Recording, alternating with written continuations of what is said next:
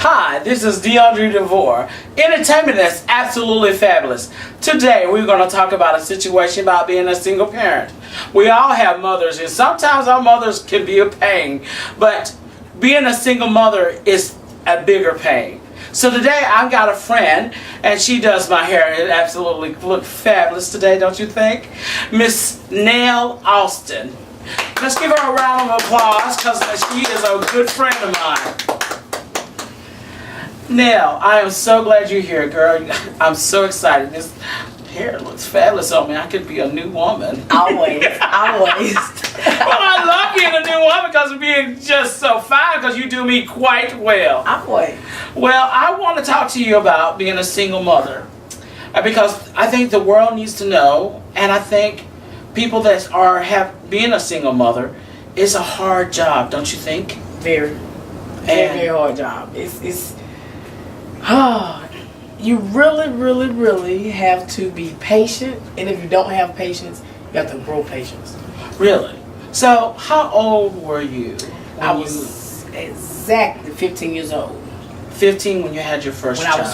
When I became pregnant at 15, and I was 16 when I had him actually. Okay. So, how did you feel about being a single African American woman, but also being pregnant?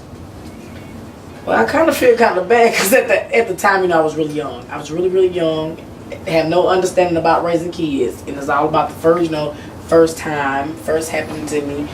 So it was a hard situation, like having my mom there. That was the best thing.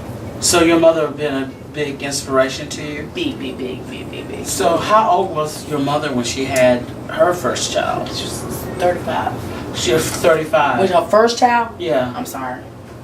She was 19. She was 19. She was 19. Was it a disappointment to her when she found out that you were pregnant at 15? You know what? It really wasn't. We actually had a talk. She was like, well, since you having a baby, what comes behind it, even though saying yes to it, really not. I really don't know. I didn't really know what I was getting myself into.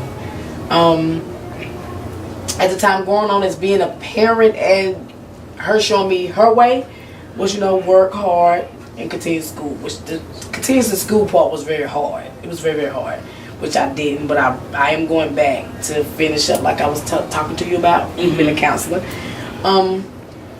Besides that, oh man, if you don't have your kids on track, it's rough.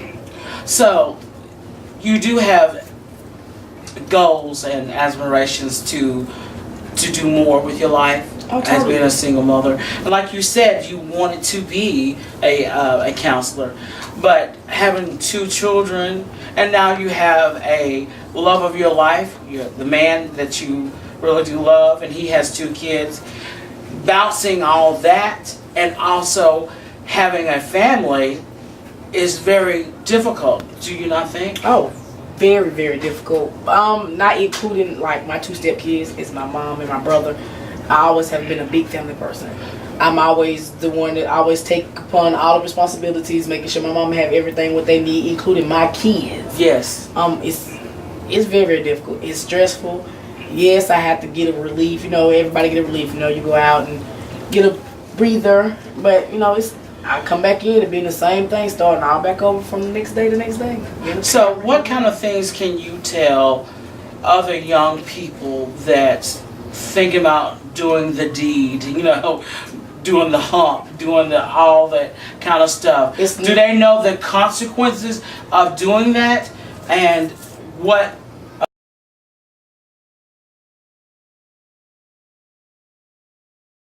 Okay, here we go. And that's a little technical difficulty. You know how that goes. Back to the question. So what do you tell young girls that when they're about to have sex and not realizing the consequences of it? What can you say to them to make it better? And this is a good point for you because you might be a counselor someday and might help a young person, a young girl. You're right. So what would you say?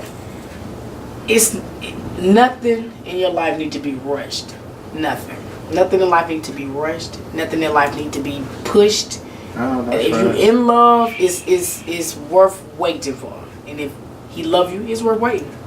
And it's a promise. And I agree with that. You know, I've been listening to a new song, and it's been out for a little bit. And Rihanna says it best. A lot of young girls find love in a lonely place.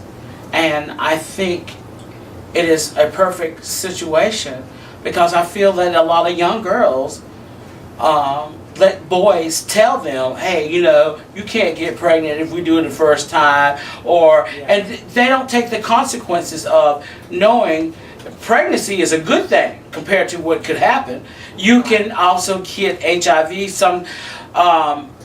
can get AIDS or something like that because you don't know where that person's been. Because once you do him, he probably done 5 other girls. And you don't know what those people have. So you got to take the consequences and protect yourself. I believe that young girls, women, in general, everybody need to protect themselves. Because if we don't protect ourselves, as it's not a black thing, it's not a white thing, it's a world thing. So we got to realize this, we have to protect ourselves. If we don't protect ourselves, what are we for? We're going to breed more sick children, hurtful people, and it's not a right situation. I mean, yeah, I love sex more than anybody, but I'm not stupid. You have to protect yourself. And because if you don't protect yourself, when you are ready for a child, you might not be able to have a child.